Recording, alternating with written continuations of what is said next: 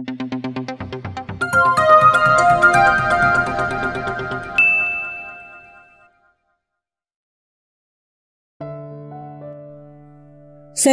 POV. Ilang oras pa ang nilagi namin sa loob ng salon dahil binabad pa nila iyong kulay sa buhok ko upang kumulay, ngunit nagugutom na ako. Napangiti ako sa reflection ko sa salamin, mas lalo akong gumanda. Maganda na ba ako? Tanong ko kay Lucas, saka na beautiful eyes. Hinaplos niya naman ang pisngi ko. Yeah, super. Nagpakuha pa ako ng litrato sa kanya at saka nag-aya ng kumain dahil nagugutom na talaga ako. Hindi ko feel kumain sa mga restaurant ngayon kaya Jollibee na lang ang pinili ko. Okay lang ba sa'yo? Tanong ko kay Lucas. Baka kasi ayaw niya sa Jollibee. Kakain lang naman kasi ako, siya ang magbabayad. It's okay, he then smiled. Alauna na pala ng tanghali, ang bilis ng oras. Parang tibok ng puso ko kapag kasama ko si Lucas. Nang dumating ang order namin ay nagsimula na kaming kumain. Malapit na nga akong umiyak dahil ayaw niya ibigay sa akin yung balat ng Chicken Joy. Akin na lang kasi. I pouted and cutely blinked my eyes. No, sa akin to baby. Meron naman sa'yo. Yun ang kainin mo, masungit niyang sabi. Ubus na nga yung sa akin. Sa akin na lang baby, please. I even called him baby para makumbinsi pero ginisihan niya lang ako. Sa huli ay hindi niya rin binigay kaya bad trip ako sa kanya. Ang ganda-ganda ko ngayon pero ayaw niya akong pagbigyan. Celine, my wife, come here. Tawag ni Lucas sa akin. Hindi ko siya pinansin. Ayaw, buliw ko. Akala ko ba he cared for me? Pero balat lang ng Chicken Joy ayaw niyang ibigay. Come on baby, don't be hard-headed. Mahihimigan ng pagod sa boses ni Lucas. Nakokonsensya naman ako kaya lumapit na rin ako. Siya kasi yung pinagbuhat ko ng mga groceries, imbis na yung mga men in black. Ang dami nun, paniguradong masakit ng kamay niya. Sorry na po, hingi niya ng tawad at saka siniksik ang ulo sa leeg ko. Sige na nga, basta sa susunod sa akin yung balat ng Chicken Joy ha? Masaya akong sabi, tapos tumango naman siya. Bakit? Tanong ko nang tumitig lang siya sa akin. Ngumiti siya pero halatang pilit. Napalabi ako.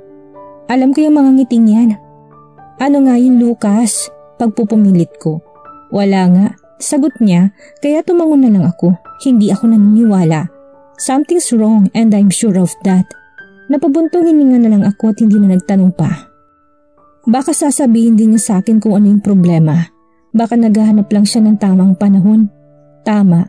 Tumunog ang cellphone ni Lucas kaya binaklas niya ang kamay mula sa pagkakayakap sa akin. I'll just answer this Celine. Paalam niya kaya masuyo na lang akong ngumiti. Hey, what is it? Medyo malayo na siya sa akin pero rinig ko pa rin ang boses niya. What? Now? But yeah, okay. Yeah, I'll just wait you outside. Sumulya pa siya sa akin bago pinatay ang tawag. Diyan lang ako sa baba, okay? I'll just wait for Sian. Pupunta raw siya rito. You should rest. May sasabihin ako, he said and then smiled at saka nagpalit ng kamiseta bago bumaba. Marahas akong bumuga ng hangin at hihiga na sana nang saktong tumunog ang cellphone ko. May nag-text, kaagad kong kinuha ang phone ko para malaman ko sino yun. From Kuya Zian Pogi. I know I'm not in the right person to say this. But can you sneak outside? Magtago ka sa gilid ng hagdan. Huwag kang magpahuli please. Napakunot noo ako nang basa ko yon. Ano gusto niya sabihin? Magtago ako sa gilid ng hagdan para ano? Para marinig ang usapan nila? Hindi ko alam kung bakit pero ang lakas ng kalabog ng dibdib ko. Para talagang may mali eh. And then another message sent. Same sender. You deserve to know the truth. You're like my sister but believe in him, okay? Napahawak ako ng mahigpit sa cellphone ko. Parang ayoko pero ang pa ako na mismong nagdala sa akin sa gilid ng hagdan. Medyo tago rito. Kaya hindi ako mapapansin. Nakita ko si Lucas sa baba kaharap si Kuya Zian at seryoso mga titigan nila. Ang kukurap ay talo. Iba ang aura ng atmosphere na nagdagdag sa kaba ko. Huminga ako ng malalim sa kabinugayon. I'm eavesdropping for Pete's sake. What is it this time? Si Lucas yun. Malamig ang kanyang boses na siyang nagpakabalalo sa akin. Wala ka bang balak umamin at sabihin sa kanyang totoo kuya? Seryosong tanong ni Kuya Zian. I don't have a plan to. Simpleng sagot ni Lucas habang prenteng nakaupo sa sofa habang nakataas pang isang paa nito sa babasaging mesa. Pero kuya, wag mo kong pangunahan siyan. Putol ni Lucas na sabihin ng kapatid. Bakit? Ano bang gusto mong mangyari? Nasa akin na yun, I don't want to hurt her. I thought you're just pretending. Nakangising sabi ni Sian na nagpatigil sa akin kaya kaagad ako nanghina. Para yung bombang sumabog, tila nawalan ako ng lakas kaya napakapit ako sa railings ng hagdan. I can do this, believe in him. I should believe in him like what Kuya Zian said. O tapos, malamig na sabi ni Lucas. Mariin ako napapikit na marinig ang mapang-asar na halakak ni Kuya Zian. Umaalingaw-ngaw yun sa buong salat kapag kuway ngumisi siya. Sa tingin mo, hindi siya masasaktan kapag nalaman niyang peke lahat ng pinapakita mo sa kanya? Pagpapatuloy ni Kuya Zian. No, you should defend yourself. May tiwala ko sa iyo, Lucas. Pero ilang sandali pang lumipas ay hindi siya sumagot. Nabahikbi ako lalo.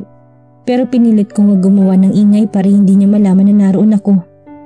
Ikaw talaga kahit kailan, pagmumura ni Kuya Zian. Hindi ka na nagbago, gago ka pa rin. Paano mo siya magawang saktan, kuya? That girl is pure and innocent. Kung alam ko lang, edi sana ako nalang nagpakasal sa kanya. Para ko na rin siya kapatid kong ituring. Lucas joke lunch na marinig niyang sinabi ng kapatid pero hindi ito umimik. Nagpatuloy si Kuya Sian. Wala siyang pinakitang mali sa'yo. Inalagaan ka niya tapos itong isusukli mo. Akala ko ba ititigil mo na yung punyatang pretend na yan pagkatapos mong tirahin yung kaibigan niya? Oh well, ngumisi si Kuya Sian. Kaibigan? Wala naman akong ibang kaibigan. Maliban kay... Oh my God! Napahawak ako sa dibdib ko at mariin na napakagat sa labi. Paano niyo nagawa sa akin to? Nasabi mo na ba sa kanyang kalagayan ng daddy niya? Tumawa pa si Kuya Zian na parang nang aasar. Agad ako nilukuban ng pangamba. What about daddy? Nasabi mo na bang nasa ospital ang ama niya kaya inaya mo siya sa Ilocos? Hala ka, what the hell? Napamura ako sa kaloob-looban ko. Tama na, hindi na ako makahinga. O ano, magsalita ka kuya. Paano kapag ikaw ang nasa posisyon niya? Anong mararamdaman mo? Shut up, my husband hissed. Nakita ko pang pagkuyom ng kamao ni Lucas habang mariin na nakatitig kay Kuya Sian. Huwag kang magsalita kasi wala kang alam. I know I'm just pretending at first, pero kalaunan tumigil ako dahil may nararamdaman na ako sa kanya. Exclaim na nagpabagsak sa akin sa kinatatayuan ko. May nararamdaman si Lucas para sa akin o sadyang ilusyon ko lang yun dahil nahihilo na ako. Nabali sa pwesto ko magkapatid pero nagsalita si Kuya Sian. Ano? Bumuga ng maras na hangin si Lucas. Hindi siya mahirap mahalin. Pagpapatuloy ni Lucas pero kita kong ngiti sa labi niya. Yun nga lang ay hindi abot sa mga mata.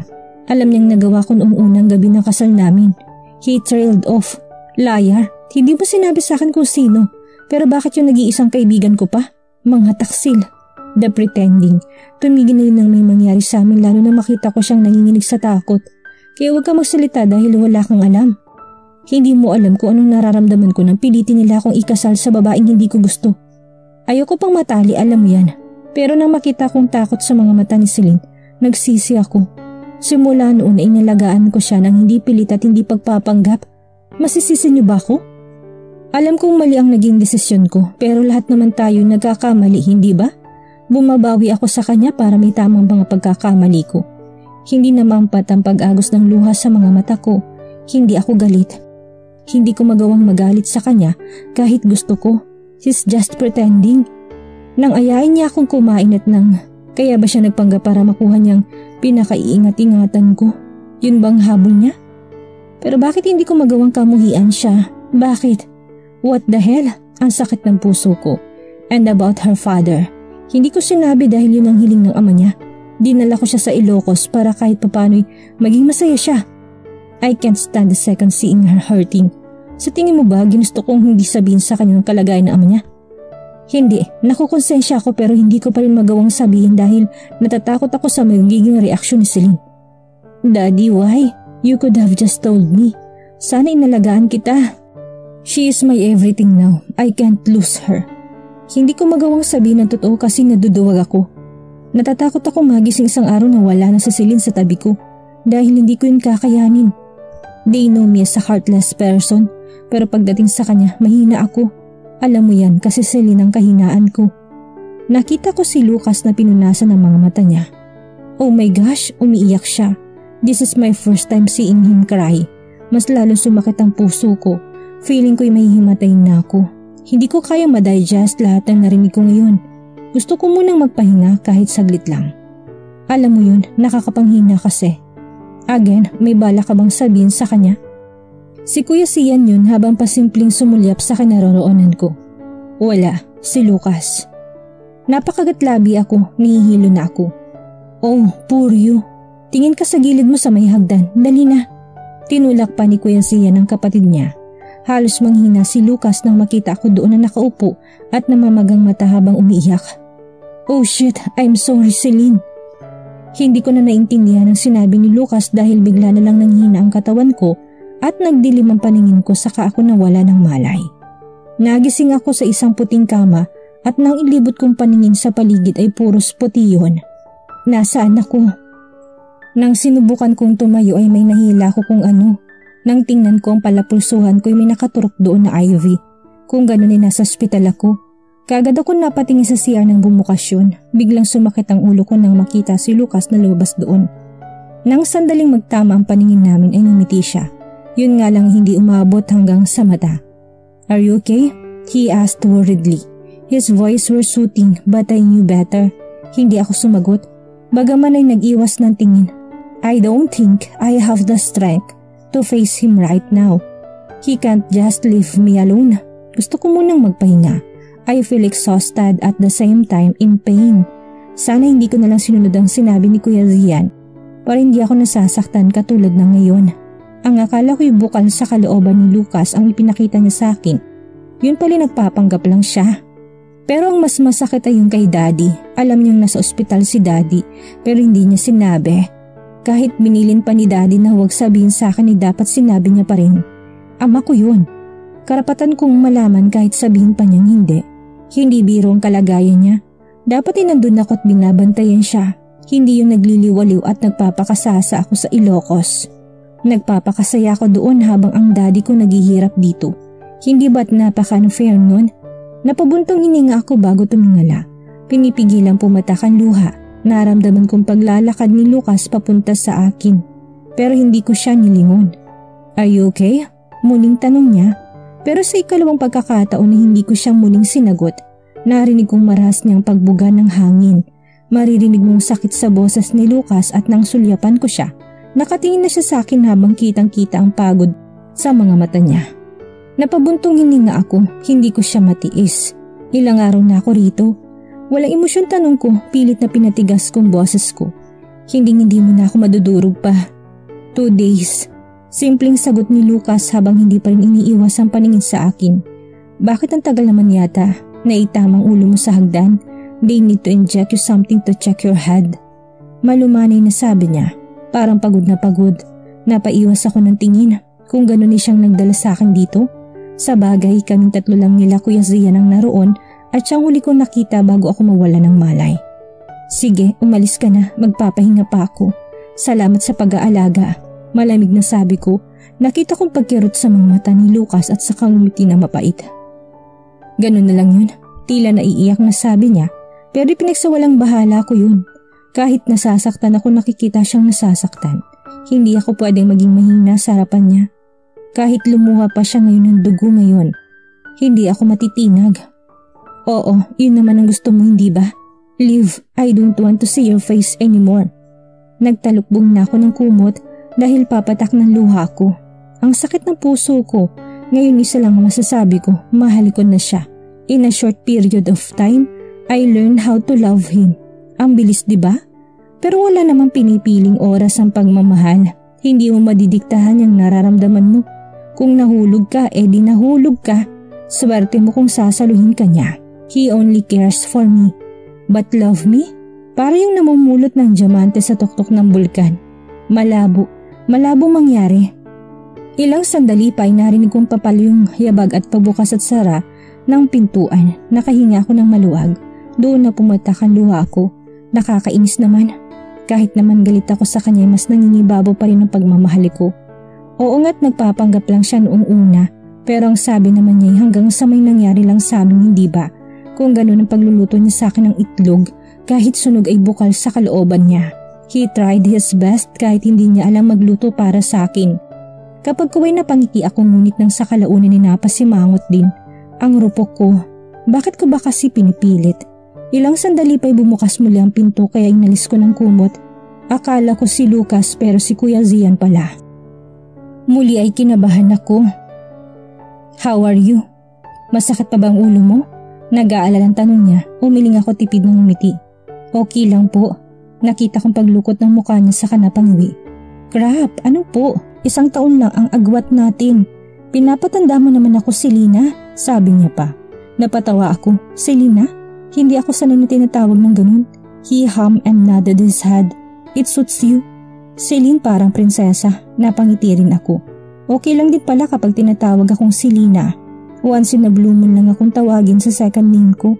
Kung hindi kasi Selena ay Celine. Thank you. Nakangiti kong sabi nang maalalang nangyaring 2 araw ang nakakalipas. Para saan? Natawa siya sa kanya ginulong buhok ko kaya napasimangot ako. Hindi pa nga ako naliligo kahit suklay tapos ginulo pa niya yung buhok ko. Kung hindi dahil sa'yo, hindi ko malalaman ang totoo. Nakakainis, nagtatampo lang ako, hindi ko kasi magawang magalit. Hindi ko alam kung bakit. You're part of our family too. Ayaw ko nagmumukha kang tanga. He joke. Kaya sabay kami napatawa. Lol, nalaman kong totoo pero hindi ko naman kayang magalit sa kanya. Ang unfair kasi nasaktan ako pero hindi ko magawang he cut me off because you love him. Napangiti siya na mapait saka nag-iwas ng tingin. Napakunot ang noo ko, bakit gano'n ang naging reaksyon niya? Nang makita niyang maitsura ko ay napakagatlabi siya at saka tumalikod na bago nagsalita sa lengguaheng hindi ko maintindihan. Ilang araw na simula nang makalabas ako sa ospital, walang imik akong inaalagaan ni Lucas. As usual, hindi ko siya kinakausap. It's just, ayaw pa rin gumana ng utak ko para malaman kung anong gagawin kasi hindi naman ganun kadali yun. Hindi pa rin si Lucas pumapasok sa trabaho. Ilang araw na, ang sabi niya ay gusto niya raw akong alagaan. Babawi raw siya. Habang ako ay halos sa kwarto na nga lang umiikot ang mundo ko. Dahil hindi man lang ako lumalabas, tinatamad ako. Mas gusto ko pang mahiga na lang sa kama maghapon kaysa tumayo o kaya naman ay maglakad-lakad. Tinatamad na rin akong kumain, maligo, magsalita, maski ang bumangon. Tumunog ang cellphone ko pero hindi ko yung sinagot dahil tinatamad ako. Ilang beses pa yung tumunog hanggang sa napagdesisyonan kong sagutin dahil naririndi ako. Pinalitan ni Lucas ang ringtone ko. Imbis na boses ni Lani ay boses niyang nilagay niya habang kumakanta. Nakakairita. Oh, inis na tanong ko sa tumawag. Hindi nag-abala pang tingnan kung sino yun dahil wala naman akong gana. Huwag ka nga alis dyan, Celine. Ilak mong pinto't hintayin mo ko. Boses yun ni Kuya Zian na siyang ikinaihirap ko. Ano naman bang kailangan niya? Or he going to drop me some bomb again? Kasi kung oo, wag muna ngayon. Kasi hindi ko pa carry. Nandito naman si Lucas, hindi ako pababayaan nun. Nagpapalakas sa akin gaya na nga nasabi niya, bumabawi ko na siya. He's not there. Matigas na sabi niya kaya napakunot ang noo ko. Ilang sandali pa may narinig akong papalapit na yabag sa kwarto ko, kaya dali-dali akong tumayot nilak yung pinto't saka nagkulong sa CR. Nasaan siya? Kinakabahan tanong ko. What if nandito ulit yung mga kalaban ni Daddy? Wala si Lucas kaya sino magtatanggol sa akin? Paano kung no? Nanginig muli ako sa takot, hindi pa kami nakakapag-usap ni Lucas kaya hindi pa nila ako pwedeng kunin. He's dead. Walang buhay na sagot niya. Parang tumigil yung paghinga ko sa narinig. Hindi ko alam kung anong mararamdaman. Nahulog ko pang cellphone ko pero hindi yun nabasag. Marina kong umiling-iling. No, hindi yan mangyayari. Kasi paano yung mangyayari? Nandito lang siya kanina. Hindi yan totoo. Nasa labas lang yun. Inutusan ko kaninang magsaing dahil baka gutumin ako kako. Kung hindi siya pwedeng basta-basta na lang mamamatay. Pinulot ko muli ang cellphone ko at napakapit doon nang mahigpit na marinig ko ang pilit na pagbukas ng pintuan ko. Hindi, ginugood time mo lang ako, diba? Balisang ngunit tumahas ang tanong ko kay Kuya Zian. Tumawa lang siya. I assume that he is just joking. Marahas ako napabuntong hiningat kapag kuwanin na putol ang linya. May trauma ako sa ganito kaya hindi ko mapigilang matakot. Dahan-dahan ako lumabas sa CR bago walang ingay na lumapit sa may pinto ng kwarto. Tumigil ang pilit na pagbukas kaya kahit papani kumalma ako. Pinakaramdaman kong tahimik na paligid na tangi ang paghinga ko lang ang naririnig. Nang sumulyap ako sa siwang ng pintuan sa ibaba ay isang pares langin ng paa. Kung ganoon ay mag-isa lang niya, kaya ko to. Hindi dapat ako mapapalamon sa takot. Kailangan kong isalbang sarili ko. Binuksan kong pinto at sinugod ng kalaban. Sinipa ko siya sa tuhod at saka umikot para ikulong ang leg niya sa bisig ko. Hindi na ako nagabala pang tingnan kung sino siya dahil lang importante makaligtas ako. Hinawakan niyang kamay ko na parang nagpupumiglas pero hindi niya ako sinaktan. Napakunot noo ako. Anong meron? Anong kailangan mo sa akin? Nakamaskara siya kaya hindi ko makita ang mukha niya. But he seems familiar. Dahil sa kuryosidad ay marahas ko ng maskara mula sa mukha niya at ganun na lang pagkalaglag ng pangako nang makita kung sino siya. Lucas? Magsasalita pa sana siya pero tumunog ang cellphone ko. From Kuya Zian, Pogi. Oo, dead na dead sa'yo. Joke lang Celine, it's a prank. Sa inis ko'y pinagpapalo ko sa dibdib si Lucas. Takot na takot ako. Hindi nakakatuwa ang biro nila.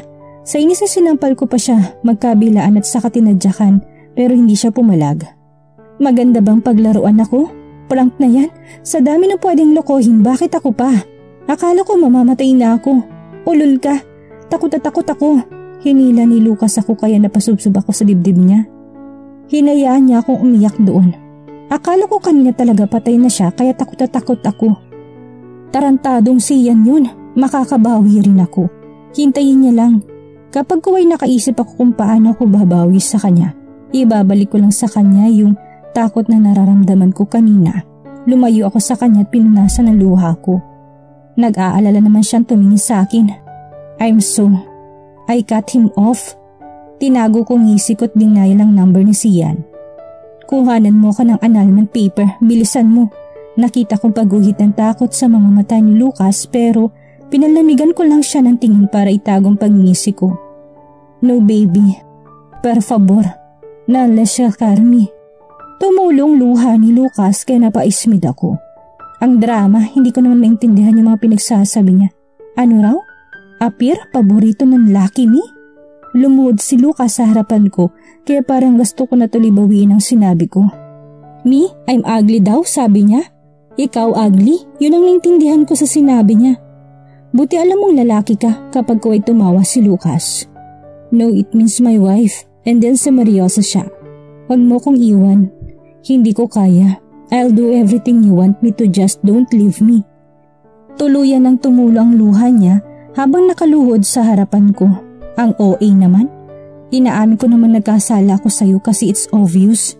Pero yung pinakita ko lahat yun totoo kaya maniwala ka Celine. Hindi kita kayang saktan. At yung tungkol kay Emily, hindi ko alam na kaibigan mo siya at sa daddy mo. Gusto kong sabihin pero nangako ko sa kanya. Baby, please don't leave me. I can't imagine my life without you in it. Bumabawi na nga ako eh. Promise, I won't do that anymore. Maniwala ka sa akin, Celine. Mahal na mahal kita. His last sentence stunned me for a while. He loves me? Totoo, hindi yan prank?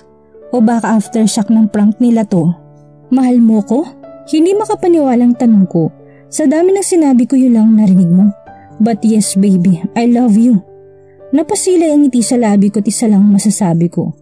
Baby, uwi ka na, hindi na ako galit. Grabe ang rupok, ang sarap pakinggan at hindi ko na kailangan pang humarap sa salamin para masabing namumula nga ako. Nakakainis, ang bilis niyang mapaamok. Pero imbis na sabihin ko ring mahal ko siya, ngumisi lang ako. Should I say thank you? Lumaylay ang balikat ni Lucas at saka nag-iwas ng tingin. Sige lang. Edi thank you, sabi ko napanguso siya bago walang pasabing umalis. Nangakmang isasara niyang pinto ay nagsalita muli ako. Yung annulment paper on the way na, saka ako tumalikod. Wala akong narinig na pagsara ng pinto kaya lumingon ako at saktong si Lucas ang nasa harapan ko.